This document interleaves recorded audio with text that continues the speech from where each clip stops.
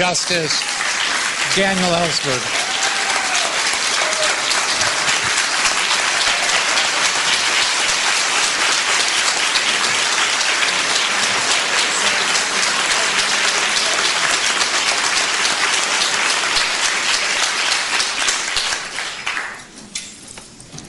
Thank you very much for that response to all of us. It's a very warm audience.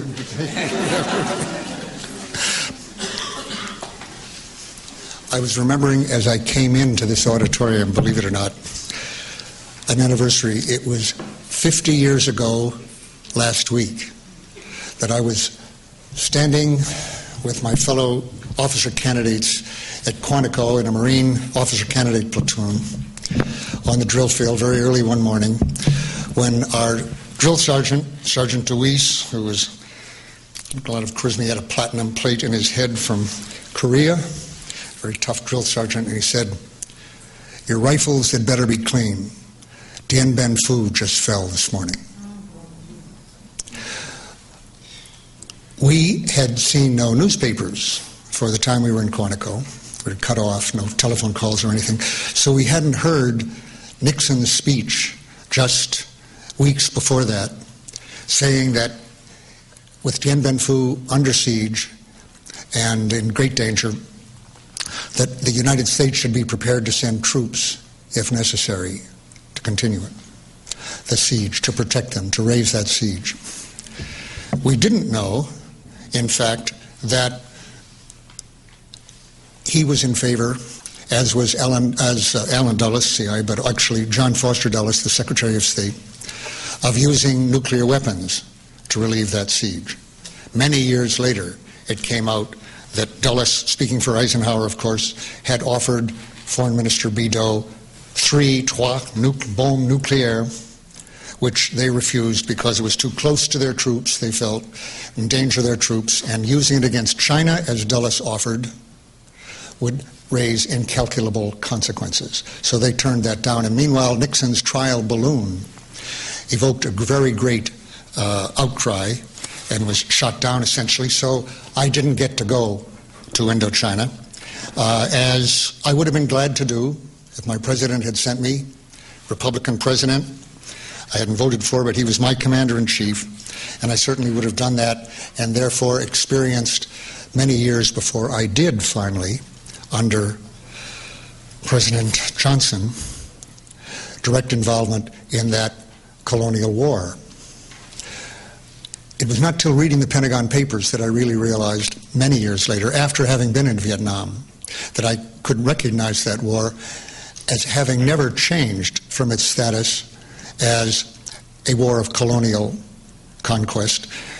If I'd gone in '54 under Nixon, there would have been essentially no bones about it. We were supporting 80% of the costs of the French effort to reconquer their former colony after it declared independence with our full help. We were, in other words, an imperial power a long time ago. I won't go back to the Philippines or other matters, but I'm saying after the Second World War, we fully took part in that French effort and then took it over, working directly from them. In '54, it was the French doing the torture of the Vietnamese. Most of the time I was there, it was our Vietnamese collaborators that we paid, equipped, trained, armed, essentially ran, who did most of the torture. I must say that I was, as a Marine, convinced that I never would participate in torture, that that was absolutely a threshold that I would never cross, and I know that many other Marines felt the same way. It wasn't until Colonel Anthony Herbert of the Army and then Colonel David Hackworth, the two most decorated men in Vietnam, left the Army in protest against the torture and their inability to get it taken seriously, torture by Americans, that I learned that the action I'd been part of had included a lot of torture, and that these anti-guerrilla warfare against nationalist guerrillas willing to give their lives in order to drive out foreigners for their country, as now, does evoke in the imperial power practices of torture. It is why it's called, the French called it la sale guerre, la guerre sale, dirty war, all these wars are dirty war. We should not have been surprised to discover that Americans, as in Vietnam, which you probably didn't hear about at the time, I didn't hear at the time but heard later from Lieutenant Carey, he is now being denounced for having courageously, showing as much courage as when he had been a swift boat commander in Vietnam, came back and said to the Senate that he had witnessed and participated in war crimes. He's being excoriated for that now. That was one of his finest hours. I hope he lives up to that standard of courage if and when he becomes president, as I hope. So,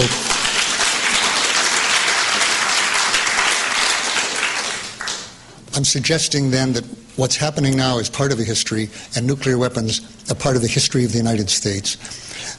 What we call the French War from 46 to 54 is part of American history, hidden history. The Vietnamese know that and always did, but we generally don't. And that history has been an imperial history, and the history has been a nuclear history from the beginning. The notion that the United States has not used nuclear weapons since Nagasaki and Hiroshima is mistaken. We've used it dozens of times, nuclear weapons. As you use a pistol when you're pointing it at someone's head in a confrontation, whether or not you pull the trigger. And if you get your way without pulling the trigger, that is the best use of the nuclear weapon for which you bought it, basically. And that's why the U.S. has bought and maintained so many thousands of nuclear weapons since then. That has not changed. The latest use of that nuclear weapon was a year ago, when it was leaked to William Arkin of the LA Times and to many others that Rumsfeld had a special group choosing targets in Iraq in case Saddam did have the nuclear weapons. I'm sorry, not nuclear, you didn't really believe that.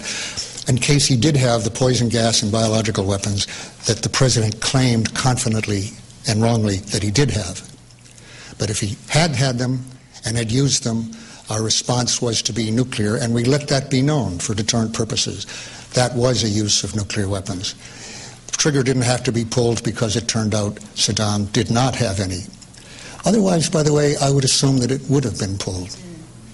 That Saddam, as George Tenet pointed out of the CIA, would have used those weapons if and only if we had invaded him. We did invade him, and I believe it was not a bluff to say that we would have used nuclear weapons in response. And it's for purposes like that we're proposing to build new nuclear weapons for precisely that purpose, about which Rumsfeld, Secretary of Defense, is still lying when he says that the bunker buster weapons, which would be used against deep underground shelters for command posts or for storing chemical and biological weapons, would burrow into the ground, that's what they're designed for, and would not release radioactivity. That is an outrageous lie.